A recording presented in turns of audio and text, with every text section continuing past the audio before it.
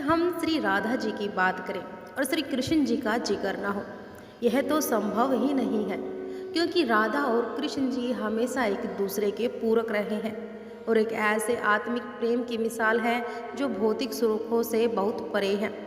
यूं तो राधा कृष्ण का प्रेम अनादिकाल से चला आ रहा है, पर द्वापर युग में जब भगवान नारायण ने कृष्ण रूपी अवतार लिया तो संसार को प्रेम का सही अर्थ समझाने के लिए कृष्ण का ही अंश राधा ने यमुना के निकट रावल ग्राम में वृषभान और कीर्ति के यहाँ राधा रूप में जन्म लिया।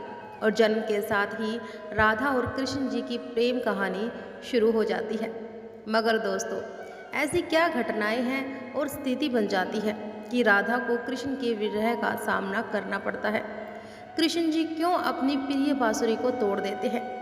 इन सब सवालों के जवाब हम इस वीडियो में जानेंगे।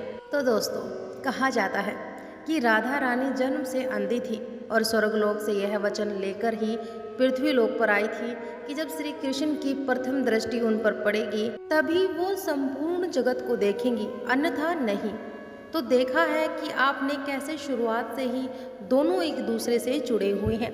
बचपन से ही कृष्ण जी अपने लीलाओं और बांसुरी की मधुर धुन से पूरे बरसाना वासियों का मन मोहित करते रहते हैं और राधा और कृष्ण तो 8 साल की उम्र से ही अपने प्रेम का आनंद लेने लगे थे। श्री कृष्ण को अपने जीवन में राधा और बांसुरी दो ही सबसे ज़्यादा प्रिय है, जो आपस में एक दूसरे से गहराई से जुड़े हुए हैं। जब भी श्री कृष्ण बांसुरी बजाते तो राधा उनके पास दौड़ी चली आती है और घंटे घंटे बांसुरी की धुन में मगन रहती है। उनके प्रेम को और भी बढ़ाता गया।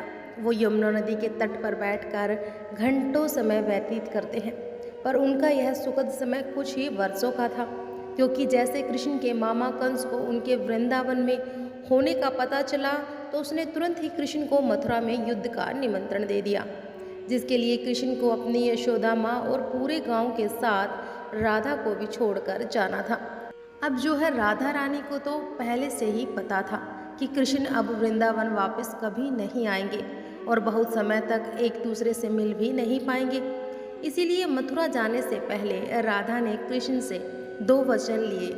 पहला वचन था कि राधा के हृदय में हमेशा केवल कान्हा का ही वास रहेगा और दूसरे वचन के अनुसार मृत्यु से पहले उन्हें कान्हा के दर्शन होंगे। परंतु इन वचनों को देने के बाद श्री कृष्ण को पता था कि राधा उनके विरह में बहुत विलाप करेगी, तो राधा हमेशा खुश रहे, इसके लिए श्री कृष्ण जी ने भी राधा से वचन लिया कि राधा को कृष्ण की याद में एक भी अश्रु नहीं बहाना होगा।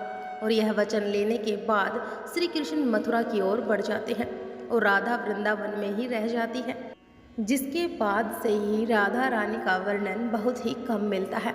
इसके बाद कृष्ण ने मथुरा जाकर कंस का वध किया और अपने माता पिता देवकी और वासुदेव को मुक्त कराया और फिर उन्होंने मथुरा से आगे बढ़कर प्रजा की रक्षा के लिए द्वारका नगरी की स्थापना की, जिसके बाद से उन्हें द्वारकाधीश कहा गया। और कृष्ण जी द्वारका में रुक्मिणी जी और सत्यभामा से विवाह भी करते हैं। साथ ही इनके अलावा श्री कृष्ण जी 16,108 रानियों से भी विवाह करते हैं, जिसमें से रुक्मिणी कृष्ण जी की सबसे प्रिय पत्नी थी। उन्हें केवल कृष्ण की छवि को देखकर ही उनसे मन ही मन में प्यार कर लिया था, उन्हें अपने मन में बसा लिया था और कृष्ण से विवाह के लिए वो अपने भाई के विरुद्ध भी चली गई थी और प्रेम पत्र के माध्यम से कृष्ण जी को बुलाकर और कृष्ण जी के साथ चली गई थी। फिर उन्होंने कृष्ण के साथ द्वारका नगरी में सुखपूर्वक अपना जीवन व्यतीत किया और अपने दैविक कार्यों में लीन हो गए। और राधा और कृष्ण जी तो प्रेम की एक ऐसी मिसाल है जिन्होंने तो कभी भी विवाह ही नहीं किया, केवल अपने मन और हृदय से एक दूसरे को प्रेम किया और उसी सच्चे प्रेम से एक दूसरे से हमेशा बंधे रहे। दोस्तों, राधा और कृष्ण के प्रेम की बहुत सी अलग अलग कथाएं हैं और उनमें से एक प्रचलित कहानी यह है कि कृष्ण जी कभी सोते सोते ही राधे श्री बोल पड़ते थे, जो कृष्ण जी की रानियों को अच्छा नहीं लगता था। एक बार रुक्मिणी ने श्री कृष्ण से कहा कि प्रभु, प्रेम तो हम सब भी आपसे करते हैं, पर ऐसा राधा जी में क्या है जो आप सोते हुए भी उन्हें याद करते हैं? तो कृष्ण जी बोले कि तुम एक बार राधा से मिल आओ। फिर तुम्हें खुद ही पता चल जाएगा। और उनके लिए कुछ लेते हुए भी जाना। जिनके बाद रुक्मिणी राधा जी के लिए बहुत गर्म दूध ले जाती है और राधा के महल के द्वार पर पहुंचती है, जहां वो तेज और उज्जवल स्त्रियों को खड़ा देखती है। तो उनसे पूछती है कि क्या आप ही राधा हो? तो वो कहती है कि नहीं, मैं राधा नहीं हूँ, मैं तो उनकी सेविका हूँ। अब राधा रानी तो 7 द्वार के अंदर मिलेगी। तो रुक्मिणी जी एक दो करके ऐसे सभी दीवारों को पार कर जाती है। और दोस्तों, जब वो राधा रानी के कक्ष में पहुंचती है तो उन्हें पता चलता है कि राधा कई रातों से कृष्ण नाम जपते हुए जागती रही है और अभी ही उन्हें निंद्रा आई है। जी राधा की सखियों से कृष्ण द्वारा मिलने के लिए कहने के बारे में बताती है। तो उतने में ही राधा रानी जी उठ जाती हैं और कहती हैं कि कृष्ण ने आज मुझसे मिलने के लिए किसी को भेजा है। तो रुक्मिणी आश्चर्यचकित हो जाती है। कृष्ण जी का नाम लेने से ही राधा जी जाग गई हैं और उन्हीं के बारे में पूछने लगी। इतना ही नहीं, जब राधा को पता चला कि कृष्ण ने उनके लिए प्रसाद भेजा है तो वे बिना कुछ सोचे रुक्मिणी से वो गर्म दूध लेकर पी जाती है, जिसे देखकर रुक्मिणी जी हैरान रह जाती हैं। फिर वो राधा जी से बातें करके वापस आ जाती है। और यह सब हो जाने के बाद जब रात्रि के समय रुक्मिणी श्री कृष्ण जी के पैर दबाती है तो देखती है कि उनके पैरों में छाले पड़े हुए हैं, जिसे देखकर वे हैरान हो जाती है और पूछती है कि प्रभु, आप कहाँ पैदल गए थे जो आपके पैरों में इतने छाले पड़ गए हैं?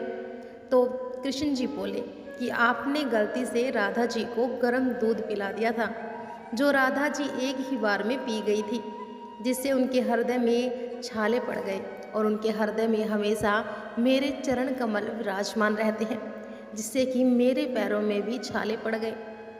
तब फिर रुक्मिणी को राधा और कृष्ण के प्रेम की पराकाष्ठा का पता चलता है। और प्रेम शरीर से नहीं, आत्मा से होता है, जो हमेशा राधा के हृदय में कृष्ण के चरण कमल के रूप में विराजमान रहता है। एक कथा में आता है कि ब्रह्मा जी ने पृथ्वी लोक आकर वृंदावन में पहले राधा और कृष्ण का विवाह करवाया था, पर इसके बारे में ज़्यादा जानकारी नहीं है।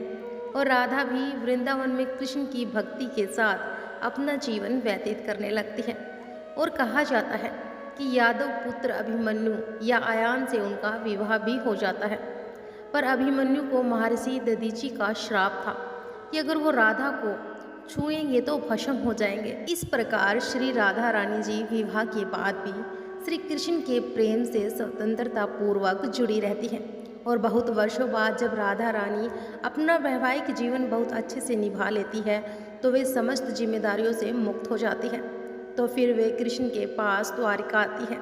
और द्वारिका पहुंचने के बाद राधा और कृष्ण आपस में मौन रहते हुए भी मन की अभिव्यक्तियों से घंटे घंटे एक दूसरे से बातें करते रहते हैं।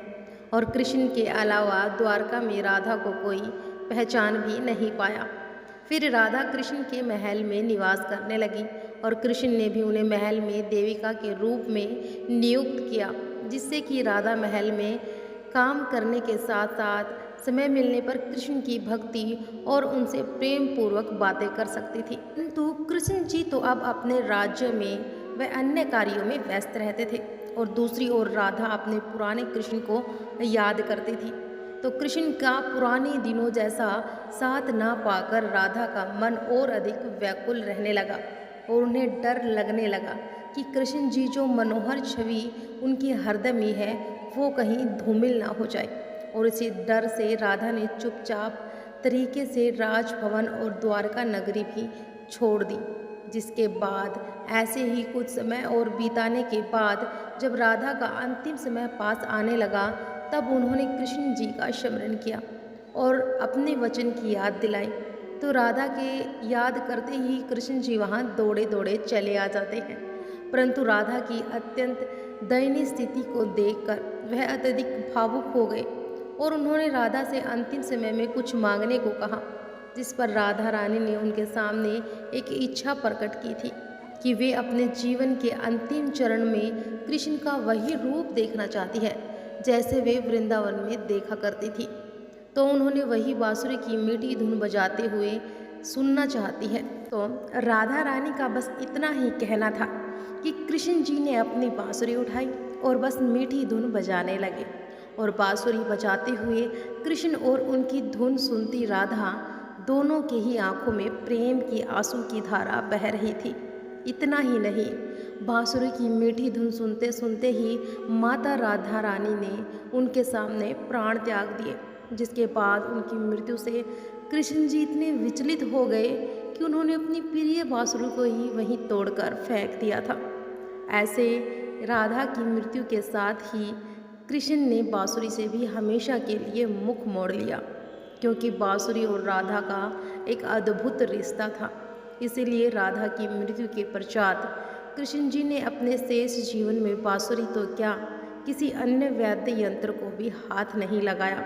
तो दोस्तों, राधा और कृष्ण की प्रेम कहानी के लिए कहा भी जाता है, एक प्राण दो देही, राधा संग स्नेही। जिनके शरीर बस अलग थे पर आत्मा एक ही थी। आज की हमारी यह वीडियो आपको कैसी लगी? हमें तो सुनाते हुए बहुत ही आनंद आया। क्या आपको सुनते हुए आनंद आया?